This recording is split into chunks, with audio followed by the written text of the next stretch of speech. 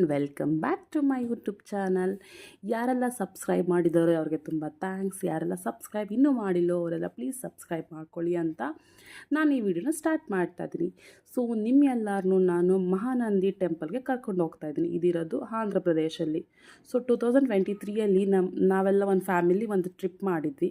So ನಮ್ಮಮ್ಮ ಅವಾಗ ಒಂದು ಹರಕೆ ಹಾಕ್ಕೊಂಡಿದ್ರು, ನನ್ನ ಮಗನಿಗೆ ಮತ್ತು ನನ್ನ ಮಗಳಿಗೆ ಗಂಡು ಮಗು ಆದರೆ ನಿನ್ನ ಸನ್ನಿಧಿಯಲ್ಲೇ ನನ್ನ ಹೆಸರು ಕರೆಸ್ತೀನಿ ಅಂತ. ಸೊ ನನಗೆ ಆಲ್ರೆಡಿ ಒಂದು ಮಗು ಇದೆ, ಇನ್ನೊಂದು ಮಗು ಇನ್ನೂ ಆಗಿಲ್ಲ.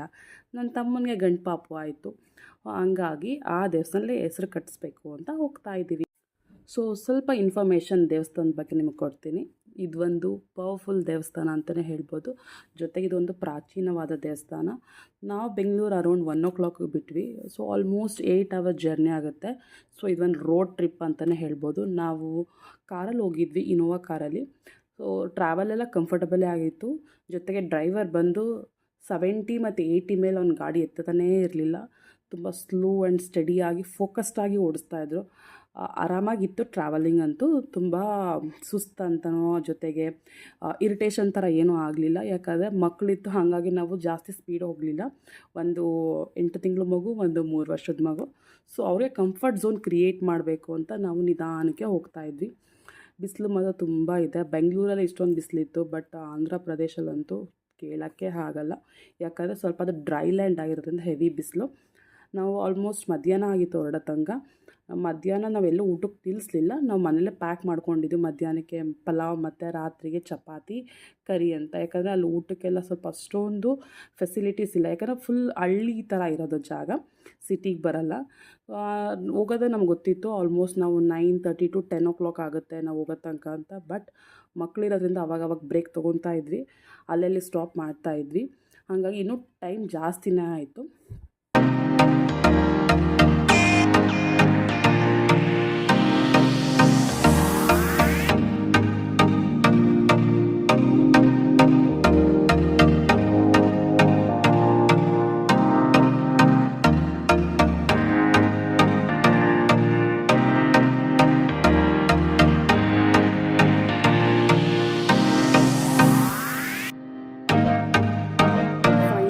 ದೇವಸ್ಥಾನ ರೀಚ್ ಆದ್ವಿ. ಆಲ್ಮೋಸ್ಟ್ ನೋಡಿ 10:20 ಆಗಿತ್ತು. ಇದೇ ಆ ನೈಟ್ ಹೋಗಿ ಜಸ್ಟು ರೆಸ್ಟ್ ತೊಗೊಂಡ್ವಿ ಅಷ್ಟೇ. ಬೆಳಗ್ಗೆ ಎದ್ದು ನಾವು ಸ್ನಾನನ ಕಲ್ಯಾಣಿಲಿ ಮಾಡಿದ್ವಿ. ಇದೇ ಮುಖ್ಯ ಅಂದರೆ ಮೇನ್ ಎಂಟ್ರೆನ್ಸ್ ಬಂದು ದೇವಸ್ಥಾನದ್ದು. ನಿಮಗೆ ರೈಟ್ ಸೈಡ್ ನಿಮಗೆ ಅಲ್ಲಿ ಎನ್ಕ್ವೈರಿ ಇದಿದೆ. ಜೊತೆಗೆ ಇಲ್ಲಿ ಅದೇ ತಾನೇ ಶಿವರಾತ್ರಿ ಕೂಡ ಆಗಿತ್ತು. ತುಂಬ ಗ್ರ್ಯಾಂಡಾಗಿ ಮಾಡ್ತಾರೆ ಶಿವರಾತ್ರಿನ. ಜೊತೆಗೆ ಇದು ಸುತ್ತಮುತ್ತ ಬೆಟ್ಟಗಳಿದೆ, ನಲ್ಲಮಲ್ಲ ಅನ್ನೋ ಬೆಟ್ಟಗಳಿದೆ. ಅದ್ರ ಮಧ್ಯದಲ್ಲಿ ಮಹಾನಂದಿ ಇರೋದು. ಇದು ಪ್ರಾಚೀನವಾದ ದೇವಸ್ಥಾನ. ಜೊತೆಗೆ ತುಂಬ ಪುರಾಣಗಳೆಲ್ಲ ಇದೆ ಇದ್ರದ್ದು ಬಗ್ಗೆ. ಇದು ಒಂದು ನಂದ್ಯಾಲ ಅಂತ ಒಂದು ಊರಿದೆ. ಸೊ ಆ ಊರಲ್ಲಿರೋದು. ನೀವು ಈ ದೇವಸ್ಥಾನಕ್ಕೆ ಬಸ್ ಮತ್ತು ಟ್ರೈನಲ್ಲಿ ಕೂಡ ಬರ್ಬೋದು. ಟ್ರೈನ್ ಬಂದು ಒಂದು 3 kilometer ಡಿಸ್ಟೆನ್ಸ್ ಇದೆ ದೇವಸ್ಥಾನಕ್ಕೆ. ಈ ದೇವಸ್ಥಾನಕ್ಕೆ ಯಾಕೆ ಮಹಾನಂದಿ ಅಂತ ಹೆಸರು ಬಂತು ಅಂದರೆ, ಇಲ್ಲಿನ ಸುತ್ತಮುತ್ತ 9 ನಂದಿಗಳಿದೆ. ಅದರಲ್ಲಿ ಇದೆ ಮೇಯ್ನ್ ನಂದಿ. ಸೊ ನೀವು ಇದು ಎಂಟ್ರೆನ್ಸಿಂದ ಮುಂದೆ ಬಂದ ಮೇಲೆ ನಿಮ್ಮ ರೈಟ್ ಸೈಡಲ್ಲಿ ಈ ಥರ ಮ್ಯಾಪ್ ಕೂಡ ಇದೆ. ಹತ್ತದಲ್ಲೇ ಇರೋವಂಥ ನಂದಿಗಳು ನೀವು ನೋಡ್ಬೋದು. ಅದಾದಮೇಲೆ ರೈಟ್ ಸೈಡಲ್ಲಿ ನಿಮಗೆ ಟಿಕೆಟ್ ತೊಗೊಳ್ಳೋ ಕೌಂಟ್ರ್ ಇದೆ. ಅಭಿಷೇಕ ಇರ್ಬೋದು, ಬೇರೆ ಬೇರೆ ಥರದ್ದು. ಇದು ಬಂದು ದೇವಸ್ಥಾನ ಆರ್ಕಿಟೆಕ್ಟರ್ ಮೇಲಿಂದ ನೋಡಿದಾಗ ಆ ಕೊಳಗಳಿರ್ಬೋದು ಎಲ್ಲ. ಸೊ ಎಂಟ್ರ್ ಆದ ತಕ್ಷಣ 2 ಕಲ್ಯಾಣಿಗಳಿದೆ, ಆ ಕಡೆ ಮತ್ತು ಈ ಕಡೆ, ಲೆಫ್ಟ್ ಮತ್ತು ರೈಟಲ್ಲಿ. ಎರಡರಲ್ಲೂ ಕೂಡ ಈಕ್ವಲ್ ಅಮೌಂಟ್ ಆಫ್ ವಾಟರ್ ಇರುತ್ತೆ. ಸೊ ಲಾಸ್ಟ್ ಟೈಮ್ ಹೋದಾಗ ಈ ವಿಗ್ರಹಗಳೆಲ್ಲ ಇರಲಿಲ್ಲ, ಶಿವ ಮತ್ತು ಪಾರ್ವತಿದು. ಇವಾಗ ಕನ್ಸ್ಟ್ರಕ್ಷನ್ ಆಗಿದೆ ನೋಡಿ. ನಾವು ಲಾಸ್ಟ್ ಟೈಮ್ ಈ ಕೊಳದಲ್ಲಿ ಸ್ನಾನ ಮಾಡಿದ್ದು. ಅದಾದಮೇಲೆ ನಮಗೆ ಒಳಗಡೆ ಬಿಡ್ತಾರೆ ಅಂತ ಗೊತ್ತಿಲ್ಲ. ಶಿವರಾತ್ರಿ ಕೂಡ ರೀಸೆಂಟಾಗಿ ಆಗಿತ್ತು, ಒಂದು 3 ದಿನ ಆಗಿತ್ತು ಆಗಿ. ಸೊ ಒಳಗಡೆ ಅಲ್ಲೋ ಇತ್ತು. ಹಂಗಾಗಿ ನಾವು ಒಳಗಡೆ ಹೋಗ್ಬಿಟ್ಟು ಸ್ನಾನ ಮಾಡಿದ್ದಾಗಿತ್ತು. ಇಲ್ಲಿ ಏನಪ್ಪ ವಿಶೇಷ ಅಂದರೆ, ಈ ಕಲ್ಯಾಣಿಗೆ ನೀರು ಎಲ್ಲಿಂದ ಬರುತ್ತೆ ಅಂತ ಯಾರಿಗೂ ಕೂಡ ಗೊತ್ತಿಲ್ಲ. ಎಲ್ಲ ಹೇಳೋ ಪ್ರಕಾರ ಅಲ್ಲಿ ಒಂದು ಶಿವಲಿಂಗ ಇದೆ. ಆ ಶಿವಲಿಂಗದ ಕೆಳಗಡೆಯಿಂದ ನೀರು ಬರುತ್ತೆ ಅಂತ. ಇಲ್ಲಿ ಹೆಂಗಿದೆ ಅಂದರೆ, ಎಷ್ಟು ಕ್ರಿಸ್ಟಲ್ ಕ್ಲಿಯರ್ ಆಗಿದೆ ವಾಟರ್ ಅಂದರೆ, ನೀವು ₹1 ಇಟ್ಟರೂ ಕೂಡ ಕಾಣೋ ಥರ ಇದೆ. ಜೊತೆಗೆ ಇಲ್ಲಿ ಇನ್ನೊಂದು ಪವಾಡ ಅಂತ ಹೇಳ್ಬೋದು ಅಂದರೆ, ಬೇಸಿಗೆಗಾಲದಲ್ಲಿ ನೀರು ತಣ್ಣಗಿರುತ್ತೆ, ಚಳಿಗಾಲದಲ್ಲಿ ನೀರು ಬಿಸಿಯಾಗಿರುತ್ತೆ. ಅದಾದಮೇಲೆ ಎರಡೂ ಹೊರಗಡೆ ಇರೋ ಕಲ್ಯಾಣಿ ಈಕ್ವಲ್ಲಾಗಿ ನೀರು ಹೊರಗಡೆ ಹೋಗುತ್ತೆ. ಅಲ್ಲಿ ಗೋಪುರದ ಕೆಳಗಡೆ 5 ಲಿಂಗಗಳಿದೆ. ಸೊ ಆ ಲಿಂಗಕ್ಕೆ ನೀವು ನೀರು ಹಾಕ್ಬೋದು. ನೋಡಿ ನನ್ನ ಮಗಳನ್ನ ಹೆಂಗೆ ಹಜ್ಜಿಬಿಟ್ರು ಅಂತ. ಪಾಪ ಇಲ್ಲಿ ಎದ್ರುಕೊಂಡಿರೋ ಅವಳು ಇನ್ನೂ ಜ್ವರ ಬಂದಿಲ್ಲದೆ ಕಡಿಮೆ ಆಗೇ ಇಲ್ಲ. ಸೊ ನಾನು ಆಕೆ ಲಿಂಗಕ್ಕೆಲ್ಲ ನೀರು ಹಾಕಿದೆ. ತುಂಬ ಭಾರ ಅನಿಸ್ತಿತ್ತು, ಎತ್ತಿ ನೀರು ಹಾಕೋಕ್ಕೆ ಆಗ್ತಾ ಇರಲಿಲ್ಲ. ನಾವು ನೀರೊಳಗಡೆ ಹೋದಾಗ ನಿಮಗೆ ಗೊತ್ತು ಲೈಟ್ ಫೀಲ್ ಆಗುತ್ತೆ. ನೀವೊಂದು ಸ್ನಾನದಿಂದ ಈಚೆ ಬರ್ಬೇಕಾದ್ರೆ ನಿಮ್ಮ ಮೈಯಲ್ಲಿ ಏನೋ ಒಂಥರ ಬೇರೆ ಥರನೇ ಫೀಲ್ ಆಗುತ್ತೆ. ನೀರಿನ ಮೇಲಿದ್ದಾಗ ತುಂಬ ಭಾರ ಅನ್ನಿಸ್ತು ಮತ್ತು ತುಂಬ ಶಾಂತಿ ನೆಮ್ಮದಿ ಅನ್ನಿಸ್ತು. ಸೊ ದಯವಿಟ್ಟು ಒಂದು ಸರಿ ಹೋಗಿ ಇಲ್ಲಿ ಸ್ನಾನ ಮಾಡಿ. ನಿಜವಾಗ್ಲೂ ತುಂಬ ಪವರ್ಫುಲ್. ಯಾಕಂದರೆ ಈ ನೀರಲ್ಲಿ ಸ್ವಲ್ಪ ಔಷಧಿ ಗುಣಗಳಿದೆ ಅಂತಲೂ ಹೇಳ್ತಾರೆ. ಯಾಕಂದರೆ ಈ ನೀರು ಬಂದು ಶಿವನ ಲಿಂಗದ ಕೆಳಗಡೆಯಿಂದ ಬರ್ತಾ ಇರೋದು. ಸೊ ಎಲ್ಲಿಂದ ಬರುತ್ತೆ ಅಂತ ಕೂಡ ಯಾರಿಗೂ ಇನ್ನೂ ಗೊತ್ತಿಲ್ಲ. ಜೊತೆಗೆ ಇಲ್ಲಿ ಯಾವಾಗಲೂ ನೀರಿರುತ್ತೆ. ಮಳೆ ಇರಲಿ, ಬಿಸಿಲಿರಲಿ, ಮತ್ತು ಡ್ರೈ ಇರಲಿ. ಜೊತೆಗೆ ಕೆಲವೊಂದು ಟೈಮಲ್ಲಿ ಇಲ್ಲಿ ಏನು ಹೇಳ್ತಾರೆ, ಪ್ರವಾಹ ಕೂಡ ಬಂದಿತ್ತು. ಆವಾಗ ಕನ್ಸ್ಟ್ರಕ್ಷನ್ ನಡೀತಾನೆ ಇರುತ್ತೆ ಇಲ್ಲಿ. ಜೊತೆಗೆ ಇಲ್ಲಿಗೆ ಅಂದರೆ ಎಂಟ್ರೆನ್ಸಲ್ಲಿ ಅಷ್ಟೇ ಫೋನ್ ಇರೋದು, ಒಳಗಡೆ ಫೋನ್ ಅಲೋ ಇಲ್ಲ. ಜೊತೆಗೆ ಇನ್ನೊಂದು ಏನಪ್ಪ ಅಂದರೆ ಮೇಯ್ನು ಯಾಕೆ ಇಲ್ಲಿ ಇಷ್ಟೊಂದು ಕ್ಲಿಯರ್ ಆಗಿದೆ ಅಂದರೆ, ಸೋಪ್ ಇರಲಿ, ಶಾಂಪು ಇರಲಿ, ಪೇಸ್ಟ್ ಇರಲಿ, ಕೆಮಿಕಲ್ ಬೇಸ್ಡ್ ಏನೂ ಒಳಗಡೆ ಎಂಟ್ರಿ ಇಲ್ಲ. ಜಸ್ಟ್ ನೀವು ಒಳಗಡೆ ಹೋಗಿ ನೀರು ಮುಳುಗಬೇಕು, ಹೊರಗಡೆ ಬಂದು ನೀವು ಬಟ್ಟೆ ಚೇಂಜ್ ಮಾಡ್ಕೋಬೇಕು ಅಷ್ಟೇ. ಹಾಗಾಗಿ ಈ ಥರ ಮೇಂಟೈನ್ ಮಾಡೋದ್ರಿಂದ ಇನ್ನೂ ವಾಟರ್ ಅಷ್ಟು ಕ್ರಿಸ್ಟಲ್ ಕ್ಲಿಯರ್ ಆಗಿದೆ, ಒಂಚೂರು ಗಲೀಜಾಗಿಲ್ಲ. ಆಮೇಲೆ ದೇವಸ್ಥಾನಗಳ ಬಟ್ಟೆ ಬಿಸಾಕೋದೆಲ್ಲ ಮಾಡ್ತಾರೆ, ಅದೆಲ್ಲ ಏನೂ ಇಲ್ಲ ಇಲ್ಲಿ. ಸೊ ದೇವಸ್ಥಾನದ ಆರ್ಕಿಟೆಕ್ಚರ್ ಇರಲಿ ತುಂಬ ಹಳೇದು, ತುಂಬ ನೀಟಾಗಿ ಮೇಂಟೈನ್ ಮಾಡಿದ್ದಾರೆ. ಜೊತೆಗೆ ಇಲ್ಲಿ ನಿಮಗೆ ಎಂಟ್ರೆನ್ಸ್ ಫೀಸ್ ಬಂದು ಬರೀ 50 ರೂಪಾಯಿ ಅಷ್ಟೇ. ಹೋಗಿ ದೇವ್ರನ್ನ ನಮಸ್ಕಾರ ಮಾಡ್ಕೊಂಬರ್ಬೋದು. ನೋಡಿ, ದೇವಸ್ಥಾನ ಒಳಗಡೆ ಫೋನ್ ಅಲೋ ಇಲ್ಲ. ಆದರೂ ನಾನು ಫೋನ್ನ ಮೆತ್ತಿಗೆ ತೊಗೊಂಡು ಹೋಗಿದೆ. ಯಾಕಂದರೆ ನನ್ನ ತಮ್ಮನ ಮಗನ ನಾಮಕರಣದ ವೀಡಿಯೋನ ಕ್ಯಾಪ್ಚರ್ ಮಾಡಬೇಕಿತ್ತು. ನೀವು ಇದು ಹೊರಗಡೆ ಇದು ದೇವಸ್ಥಾನದ ವ್ಯೂ, ಒಳಗಡೆ ಎಲ್ಲ ಮಾಡೋಕ್ಕಾಗಲಿಲ್ಲ. ನಾಮಕರಣಕ್ಕೆ ಸ್ವಲ್ಪ ನಮಗೆ ಭಾಷೆ ತುಂಬ ಕಷ್ಟ ಆಯಿತು. ಜೊತೆಗೆ ನಮ್ಮ ಹಸ್ಬೆಂಡ್ಗೆ ಈ ಭಾಷೆ ಗೊತ್ತಿರೋದ್ರಿಂದ ಹಿಂಗೊಮ್ಮೆ ಮ್ಯಾನೇಜ್ ಆಯಿತು. ಯಾಕಂದ್ರೆ ಅವ್ರು ಹೇಳೋದು ನಮಗೆ ಗೊತ್ತಾಗ್ತಿಲ್ಲ, ನಮ್ಗೆ ಹೇಳೋದು ಕೆಲವೊಂದು ಅರ್ಥ ಆಗುತ್ತೆ, ಬಟ್ ನಮಗೆ ಮಾತಾಡೋಕೆ ಗೊತ್ತಾಗ್ತಿರ್ಲಿಲ್ಲ. ಅದಾದಮೇಲೆ ನಾವು ಎಲ್ಲ ಸಾಮಾನು ಕೂಡ ಇಲ್ಲಿಂದನೇ ತೊಗೊಂಡು ಹೋಗಿದ್ವಿ. ಯಾಕಂದ್ರೆ ಅಲ್ಲೆಲ್ಲ ಸಿಗೋಲ್ಲ ಅಂತ. ಹೌದು, ಅಲ್ಲಿ ಎಲ್ಲ ಥರದ್ದು ಸಿಗೋಲ್ಲ. ಸೊ ನಮಗೆ ಪೂಜೆಗೆ ಏನೇನು ಬೇಕು ಎಲ್ಲ ಕೂಡ ನಾವು ಮನೆಯಿಂದನೇ ತೊಗೊಂಡು ಹೋಗಿದ್ವಿ. ಸೊ ನೀವೇನಾದ್ರು ನೆಕ್ಸ್ಟ್ ಟೈಮ್ ಹೋಗ್ತಿದ್ದೀರಾ ಅಂದರೆ ಸ್ವಲ್ಪ ನೀವು ರಿಸರ್ಚ್ ಮಾಡಿ, ನಿಮ್ಗೆ ಏನೇನು ಬೇಕು, ನೀರಿರ್ಬೋದು, ಊಟ ಇರ್ಬೋದು, ಸ್ನ್ಯಾಕ್ಸ್ ಇರ್ಬೋದು, ಇಂಥವೆಲ್ಲ ತೊಗೊಂಡೋದ್ರೆ ಒಳ್ಳೆಯದು. ಯಾಕಂದರೆ ಸುತ್ತಮುತ್ತ ಅಲ್ಲಿ ನಿಮಗೆ ಒಳ್ಳೆ ಹೋಟೆಲ್ಸ್ ಇರಲಿ, ಅವೆಲ್ಲ ಏನೂ ಸಿಗೋಲ್ಲ.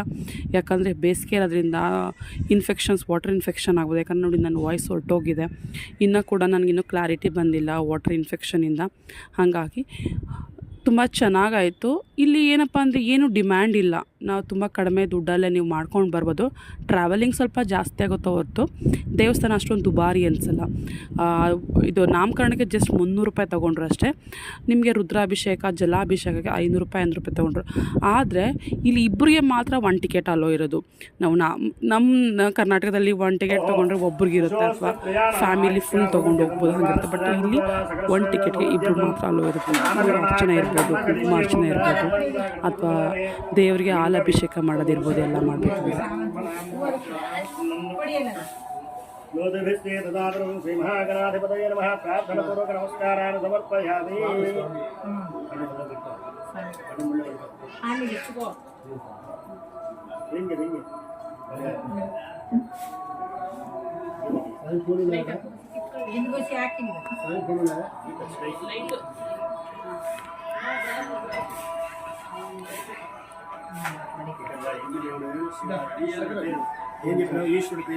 ಏನ್ ಹೆಸರು, ದೇವ್ರ ಹೆಸರು ಏನಿಕ್ಕಿದು?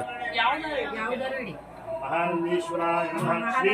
ಶ್ರೀ ಮಹಾನಂದೀಶ್ವರಾಯ ನಮಃ. ಮಹಾನಂದೀಶ್ವರಾಯ ನಮಃ.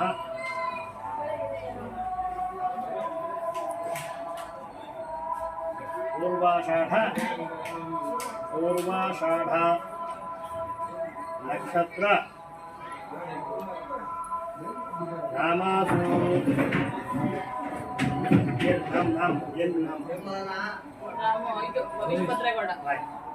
ಶ್ರೀ ಭವಿಷ್ಯ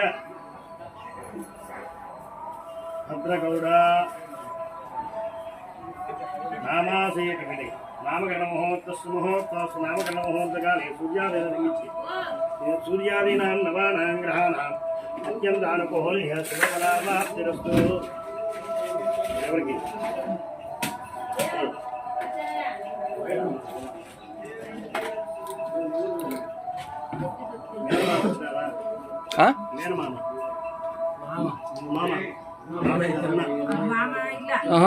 మామ ఇది నిమ్మ తమ్మ లేదు వాళ్ళకి ఎవరు లేదు లేదు. ಇವ್ರ ಕೈಲಿ ತಿನ್ಸಿ. ನೀನೇ ತಿನ್ಸು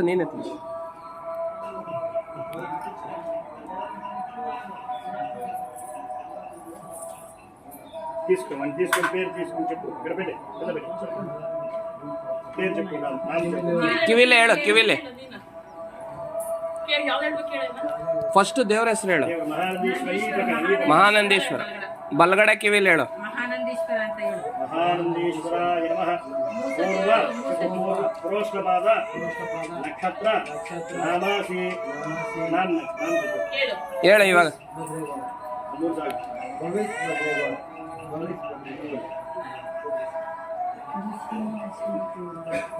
నామకరణ మహోత్సవం చెప్పుమా. మహానందీశ్వరాన్ని మహం చెప్పు. పూర్వ ప్రోష్ఠపద నక్షత్ర నామాసి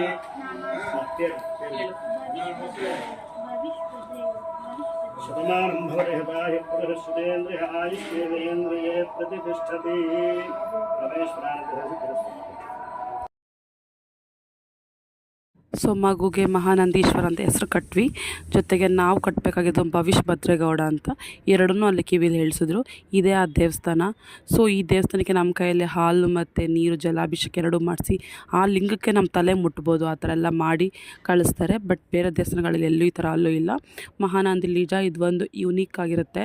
ಇದು ಬಂದು ಹೊರ್ಗಡೆ ಬಸವ ಕೂಡ ಇದೆ. ನಿಮ್ಗೆ ಗೊತ್ತು ಮಹಾನಂದಿ ನಂದಿ ಇರಲೇಬೇಕಲ್ಲ, ಎಷ್ಟು ಮುದ್ದಾಗಿತ್ತು ಗೊತ್ತಾ. ಸೊ ಇಲ್ಲಿ ಹೊರ್ಗಡೆ ದೇವಸ್ಥಾನದಿಂದ ಎಕ್ಸಿಟ್ ಆಗೋದಿದು.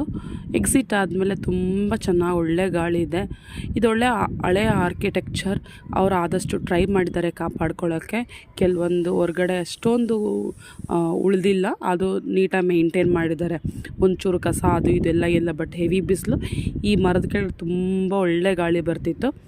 ದೇವಸ್ಥಾನದಲ್ಲಿ ಊಟದ ಫೆಸಿಲಿಟೀಸ್ ಅಂತೂ ಏನಿಲ್ಲ.